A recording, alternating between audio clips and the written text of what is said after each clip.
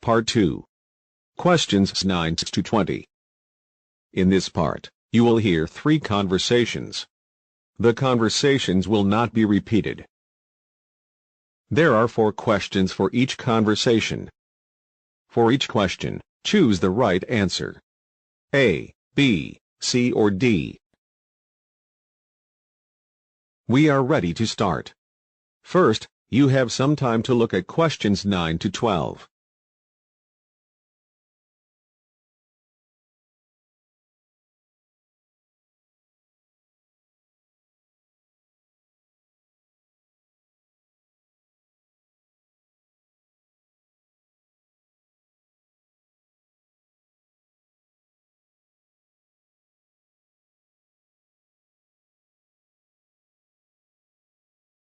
Questions 9 to 12.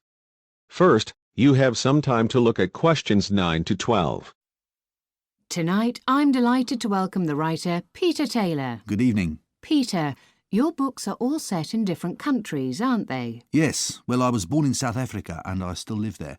Everything in my novels happens in countries I know. I began by writing a novel about a family living in Kenya. I spent a couple of years there when I was growing up. My most recent book was about Morocco. I spent several months there last year. I see.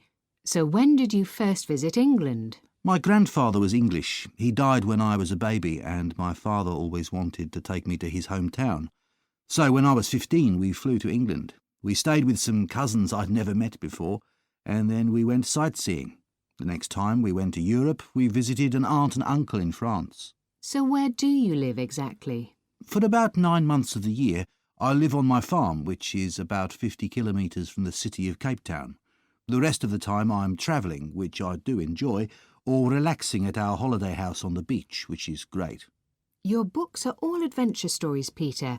Has anything really dangerous ever happened to you? Well, I've had a few interesting experiences with animals, but the worst thing was definitely when I was driving along a desert road and my car suddenly stopped and wouldn't start again. Fortunately, I had plenty of water with me because it was 2 days before someone came past and rescued me. Sounds very frightening. What about relaxing, Peter?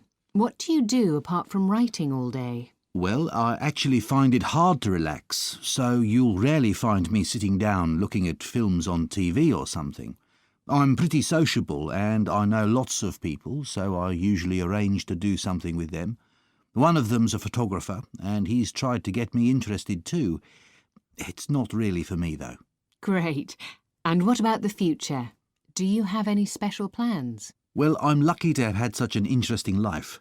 I've travelled all over the world, and there aren't many places I still want to visit.